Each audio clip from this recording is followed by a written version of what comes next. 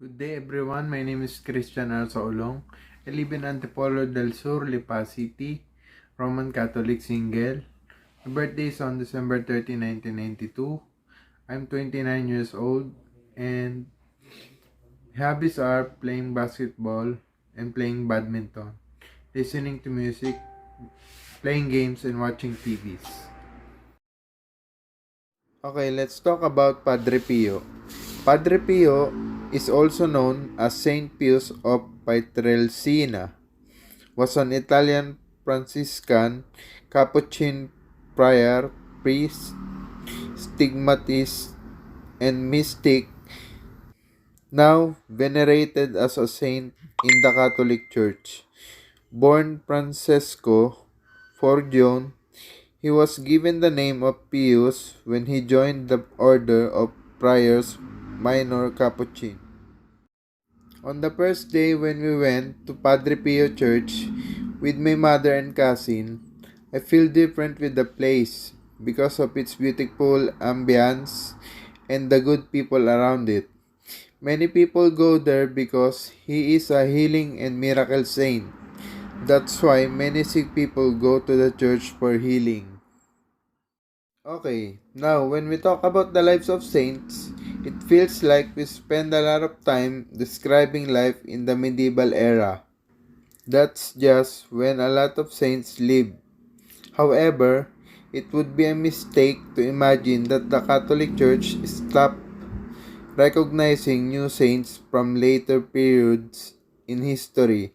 In 2002, Pope John Paul II formally canonized an Italian friar and priest named Pio de Pietrelcina, more often called Padre Pio, born in 1887 and died in 1968. Padre Pio's life was well documented and studied by church officials.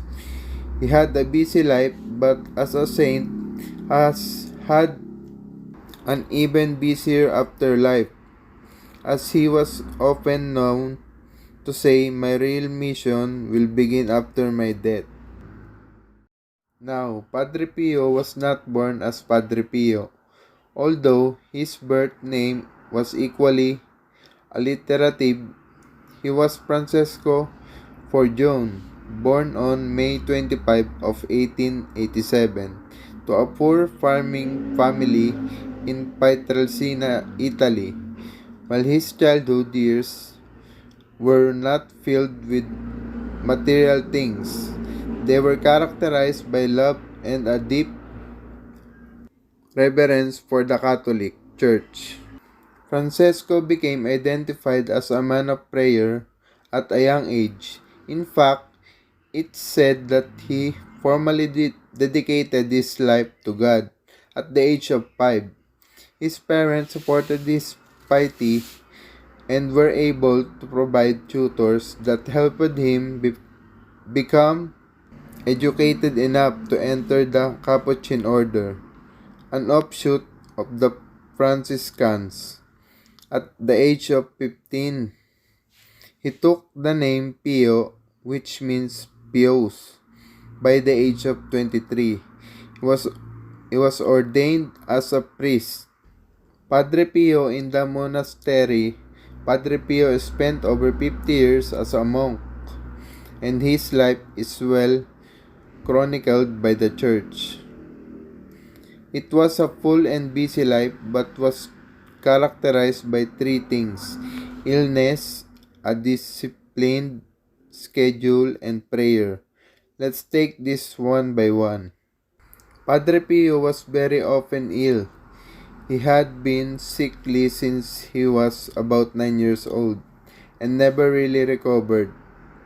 He was seen by countless doctors over his life, none of whom could fully diagnose or cure his symptoms.